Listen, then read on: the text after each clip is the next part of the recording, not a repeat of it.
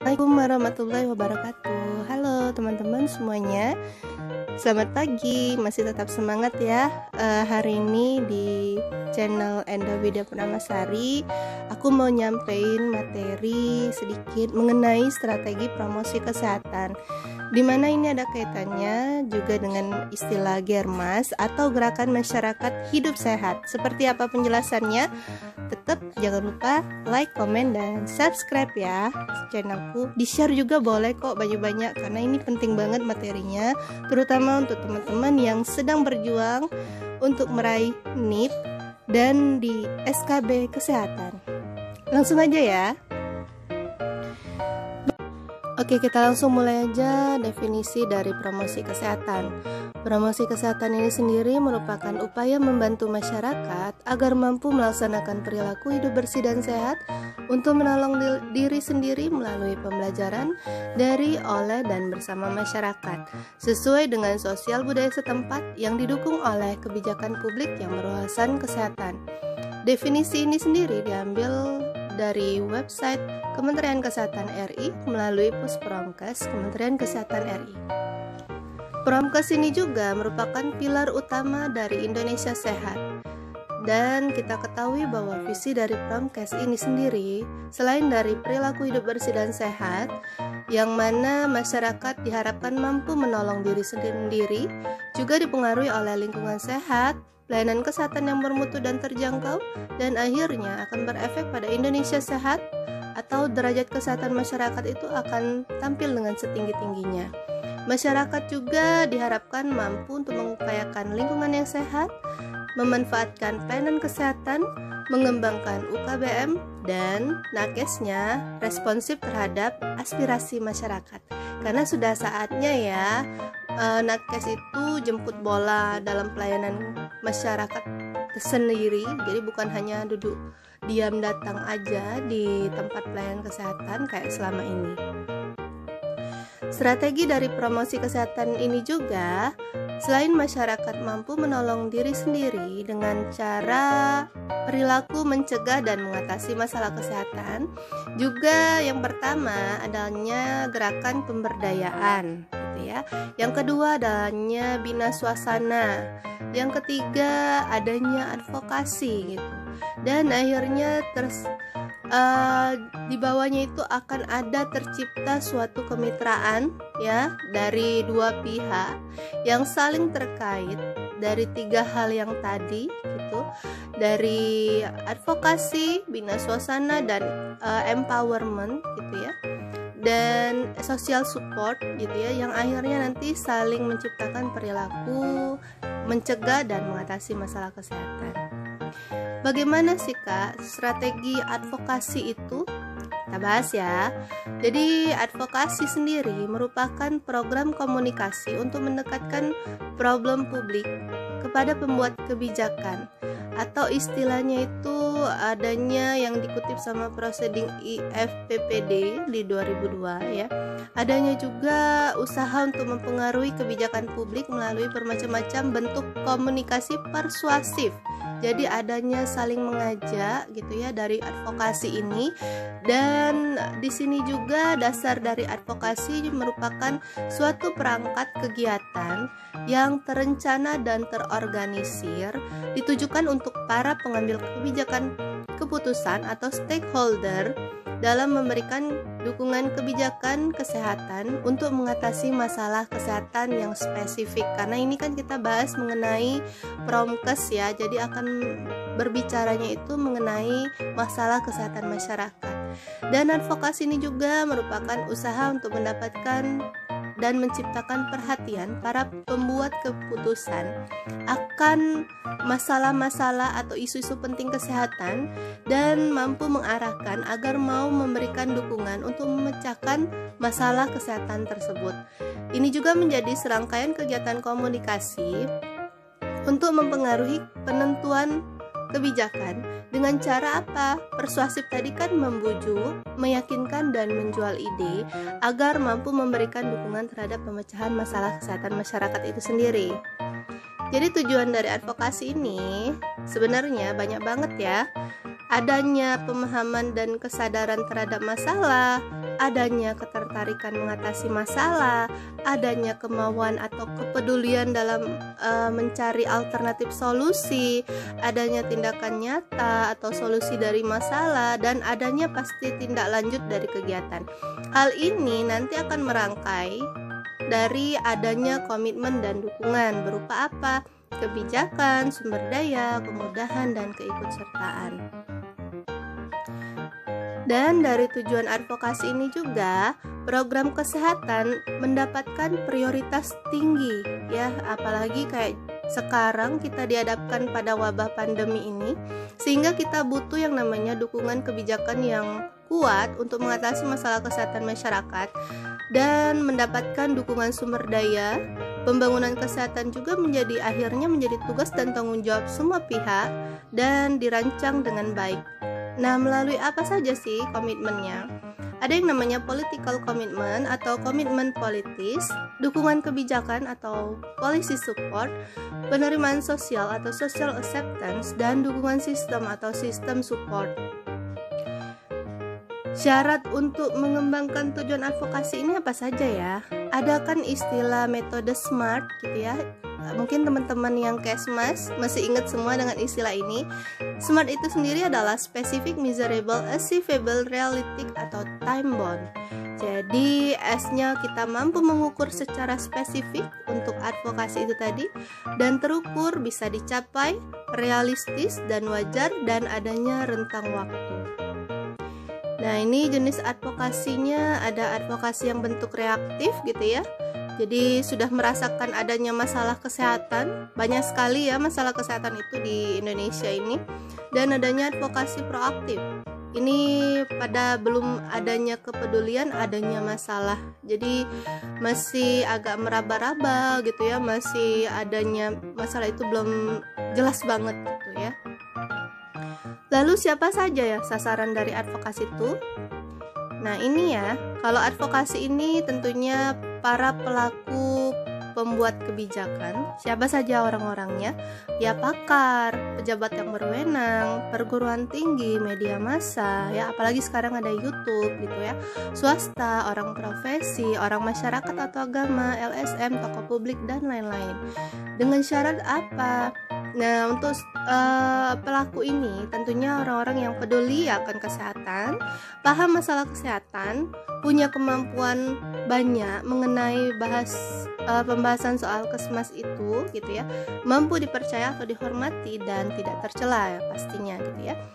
Dan sasarannya selain pengambil keputusan, pembuat kebijakan, pembuat opini, penyusun draft, ini juga seperti unsur pemerintah juga bisa ya, DPR atau DPRD, pengusaha, penyandang dana, media massa, orang profesi, orang masyarakat, agama, LSM, tokoh publik, kelompok yang potensial, dan penentang apa tekniknya.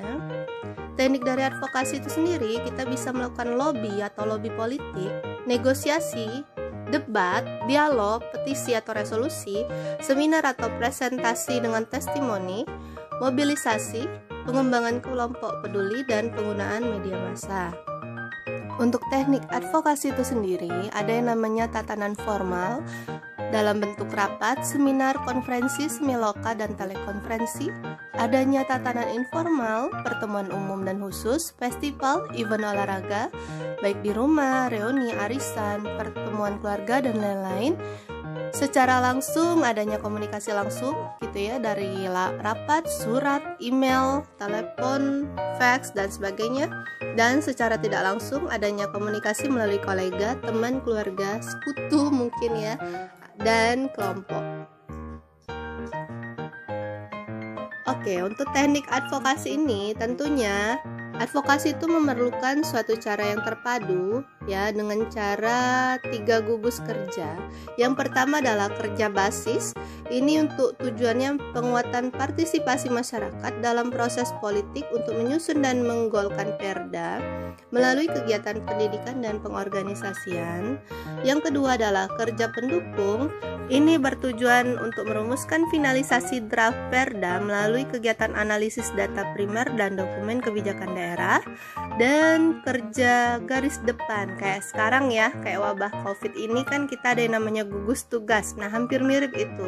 Jadi dengan cara mendesakkan usulan draft Perda tadi kepada para pengambil keputusan melalui lobby dan negosiasi gitu ya. Lalu langkah-langkah advokasi sendiri apa? Kalau di dalam ilmu AKK itu disebut dengan A-frame. Nah, maksudnya seperti piramida, yang pertama kita melakukan analisis, kedua strategi, tiga mobilisasi, keempat tindakan atau aksi, kelima evaluasi, dan keenam kesinambungan. Nah, ini ya kalau di rule kita gambarkan gitu. Analisis itu adalah analisis masalah, analisis halayak atau sasaran, dan analisis program.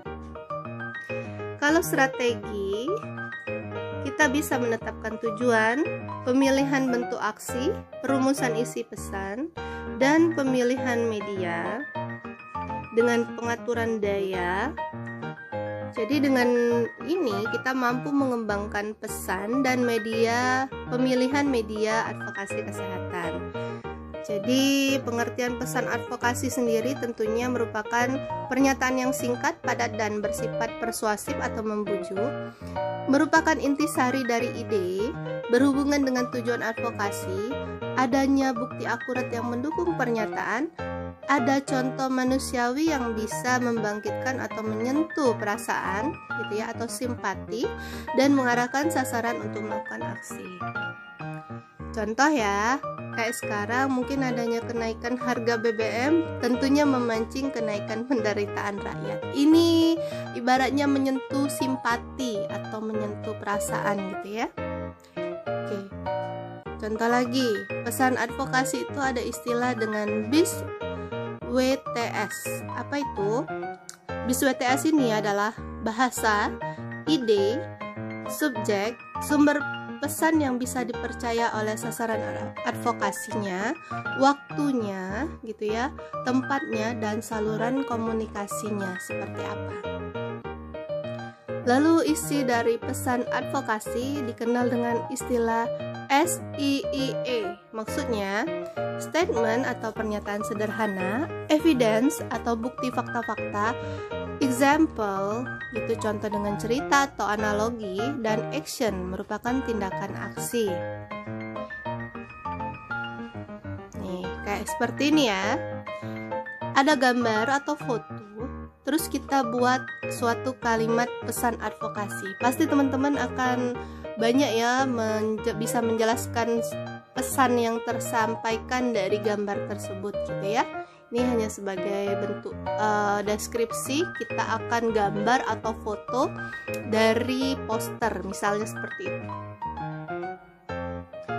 Oke, yang ketiga tadi mobilisasi. Mobilisasi ini adalah penggunaan media massa tentunya ya, peningkatan peran jejaring, pengangkatan isu kesehatan, atau memblow up.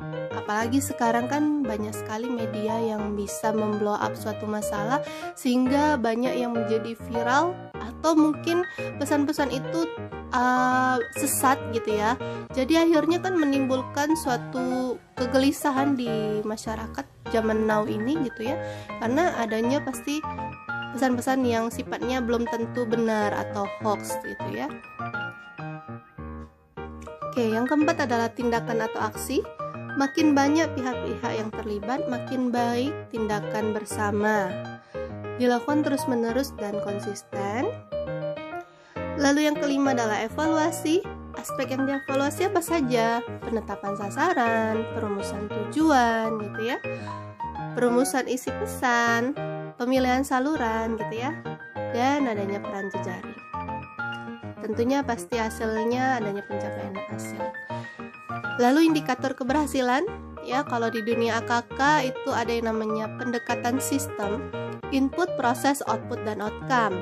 Input adalah adanya bahan informasi yang tepat, pelaku yang mampu dan terpercaya, proses adanya kepercayaan atau ketertarikan, kerjasama, keterlibatan, dan aksi, output adanya dukungan kebijakan, dukungan sumber daya, dan outcome adanya target program yang tercapai.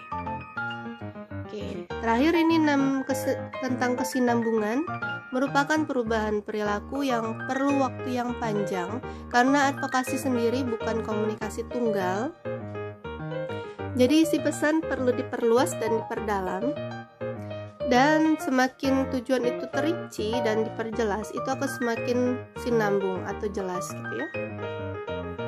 Oke, yang kedua adalah bina suasana.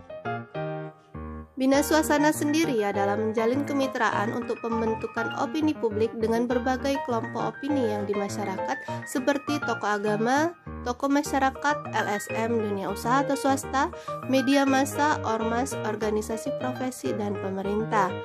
Bina suasana ini dilakukan untuk sasaran sekunder atau petugas pelaksana di berbagai tingkat administrasi, baik pusat, provinsi, kabupaten atau kota, kecamatan, dan desa, agar menjadi motor penggerak pemberdayaan masyarakat. Jadi dari bina suasana ini menciptakan lingkungan sosial atau opini publik yang kondusif guna lebih menguatkan dukungan terhadap perubahan perilaku individu, keluarga, kelompok, khususnya dari fase tahu ke fase mau gitu ya. Jadi di sini adanya sasaran, tahu, mau, dan mampu melaksanakan atau praktis. Ini menciptakan suatu pemberdayaan dengan adanya dukungan sarana yang dipengaruhi oleh suasana lingkungan sosial atau opini publik yang kondusif. Jadi dari pendekatan bina suasana ini ada yang namanya pendekatan individu, kelompok, dan masyarakat. Pelaku-pelakunya kalau individu pasti ada yang namanya tokoh lokal, tokoh agama, politik, tokoh swasta, tokoh remaja, selebritis, influencer, dan lain-lain gitu ya. Sehingga tercipta suasana yang tokoh tersebut peduli dengan kesehatan gitu ya, karena dia yang menyampaikan pesan kan ke masyarakatnya gitu. Lalu untuk pendekatan yang kelompok, ini bisa melalui RT, RW atau kelurahan, majelis taklim, kelompok budaya, arisan ibu-ibu atau koperasi, organisasi wanita, organisasi siswa atau mahasiswa, dan lain-lain, sehingga tercipta suasana kelompok peduli kesehatan. Dan masyarakatnya juga di pendekatan masyarakat itu pelakunya adalah media massa gitu ya, dan suasananya masyarakat itu bisa peduli dengan kesehatan.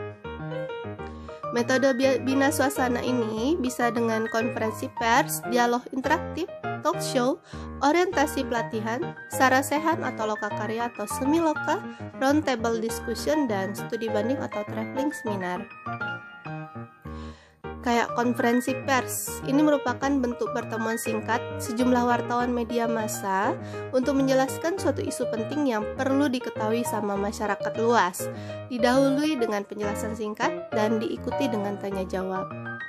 Lalu adanya dialog interaktif gitu ya, merupakan forum yang diciptakan untuk saling tukar informasi antara sumber dan sasaran halayak masyarakat dalam memperjelas isu-isu yang dibahas gitu ya. Bisa dilakukan di mana saja, misalnya radio, televisi, dan juga menggunakan telepon. Untuk prinsip bina suasana, adanya kesetaraan, keterbukaan, dan saling menguntungkan, forum komunikasi yang rutin dengan melibatkan mitra dan dalam setiap kegiatan, berbagi tugas dan tanggung jawab yang jelas dari setiap mitra, dokumen data yang up to date, mengikuti kebutuhan masyarakat, peduli terhadap kesmas, memanfaatkan kegiatan dan sumber dana, dan adanya umpan balik dan penghargaan.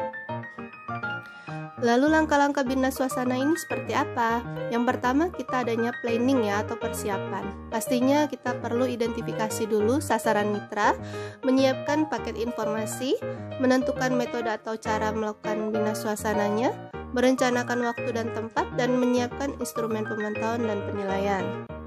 Yang kedua adalah pelaksanaan kegiatan. Kita mampu membangun forum komunikasi, menyajikan data atau informasi, kemudian dilanjutkan dengan merancang kegiatan bersama-sama, pengaturan peran dan tanggung jawab sesuai dengan kemampuan dan potensi mitra, dan melakukan kegiatan sesuai dengan kesepakatan setiap kegiatan, dan ada dokumentasi, jadi ada bukti ya teman-teman ya. Lalu juga kita mampu melakukan yang namanya konsolidasi secara rutin, menyajikan hasil kegiatan masing-masing mitra, dan disusun rencana tindak lanjut gitu ya, memfokuskan kegiatan sesuai kebutuhan masyarakat dan membantu masyarakat mengatasi masalah kesehatan, memegang prinsip kemitraan, dan tidak meracuni komitmen, dan menggalang sumber daya dan potensi mitra. Yang ketiga, adanya pemantauan dan penilaian. Dengan cara apa? Pemantauan dan penilaian ini diarahkan pada proses serta hasil output pelaksanaan kegiatan.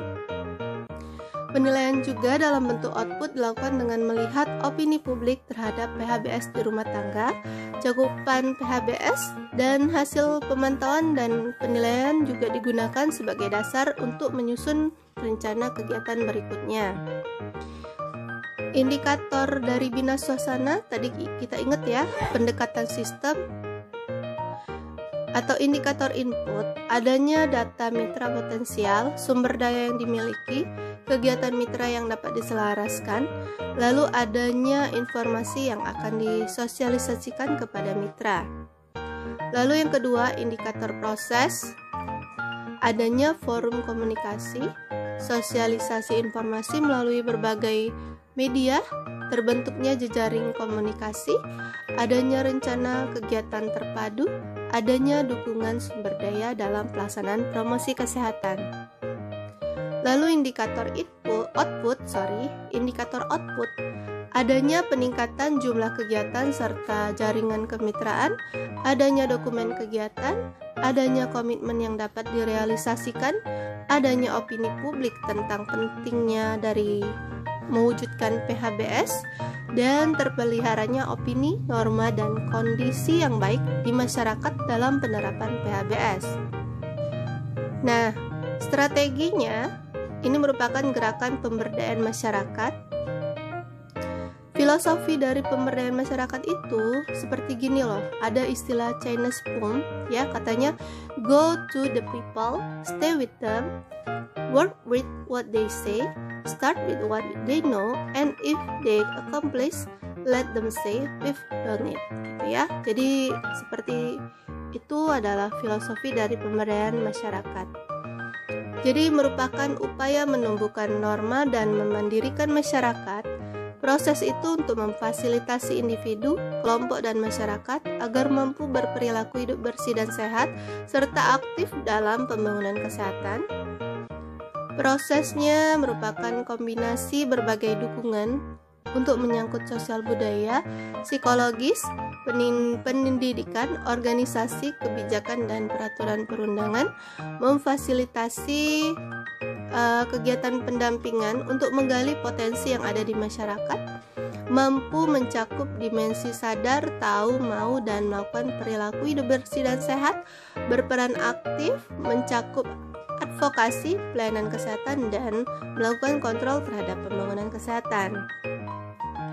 Nah, untuk pemberdayaan memfasilitasi masyarakat maksudnya pelayanan itu to serve, pemantauan atau kritisi itu to watch, advokasi to advocate ya, to get.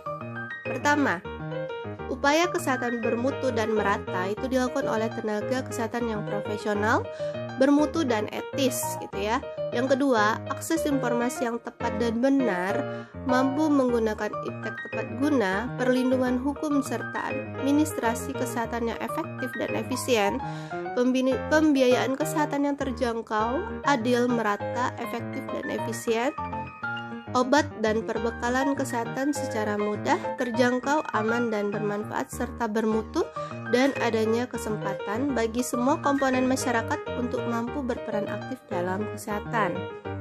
Sasaran dari pemberdayaan ini adalah individu, keluarga, kelompok, bisa merupakan komunitas kategorial seperti nelayan, petani, pekerja, profesi, akademisi, dan lain-lain gitu ya, dan komunitas wilayah, masyarakat yang terasing, pengungsi, pedesaan, dan perkotaan.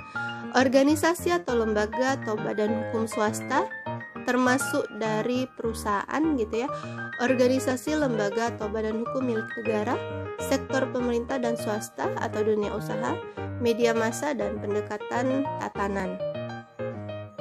7 potensial masyarakat. Yang pertama adalah para pimpinan masyarakat baik formal maupun informal, tokoh masyarakat dan kader. Yang kedua, organisasi, lembaga, dan kelompok masyarakat. Ketiga, dana masyarakat. Keempat, sarana prasarana masyarakat. Kelima, pengetahuan masyarakat. Keenam, teknologi masyarakat, teknologi tepat guna, termasuk juga cara interaksi masyarakat setempat secara kultural, dan pengambilan keputusan oleh masyarakat melalui proses menemukan masalah, merencanakan, dan melakukan pemecahan masalah itu. Mohon maaf, ada iklan lewat. Oke, kita lanjut lagi ya. Tujuannya adalah mengubah sasaran dari tidak tahu menjadi tahu, dari tahu menjadi mau, dan dari mau menjadi mampu untuk melaksanakan perilaku mencegah dan mengatasi masalah kesehatan, dan menumbuh kembangkan potensi masyarakat untuk mendukung dan memudayakan PHBS. Hasil yang diharapkan seperti apa? Meningkatnya kemampuan dan kemandirian masyarakat dalam PHBS, adanya upaya kesehatan bersumber masyarakat, posyandu, pos obat desa, tabulin, ambulan desa, dana sehat, dan lain-lain. Jadi dari gerakan pemberdayaan ini menyampaikan informasi bahwa suatu masalah kesehatan itu juga masalah bagi yang bersangkutan. Misalnya pengetahuan umum tentang masalah kesehatan, adanya sasaran menjadi tahu, mau, dan mampu melaksanakan. Tahu itu kan bergantung pada knowledge ya, mau itu bergantung pada attitude ya, dan mampu melaksanakan itu menjadi suatu praktis. Infonya tentang bahaya misalnya dari tahu ke mau gitu ya, tetapi juga masalah kesehatan yang bisa dicegah atau diatasi. Dari mau menjadi mampu itu tentang bagaimana mengatasi atau mencegah masalah kesehatan secara lebih detail, yang akan sinkron akhirnya dengan program kesehatan lintas sektor. Tujuannya untuk mendukung sarana, peraturan perundang-undangan, Yankes yang memadai dan gratis, dan sarana atau sumber daya lain. Membangun kemitraan, ini harus dibangun ya, yang namanya kemitraan itu baik dari pemberdayaan, bina suasana maupun advokasi. Hubungan atau kerjasama yang berlandaskan kepada prinsip-prinsip setara, terbuka, dan saling menguntungkan. Media dan sarana di sini merupakan proses komunikasi, di mana ini adalah metode komunikasi dan sarana komunikasi. Bentuk-bentuknya seperti apa ya? Jadi yang pertama kita bisa melakukan lobby, dialog, debat, petisi, dan mobilisasi, seminar kampanye dan penggerakan masyarakat media, dialog, konseling, bimbingan atau pokja, gambar atau foto, flash card, skema, flip chart, slide, film, VCD, LCD, dan poster, leaflet, dan mass media.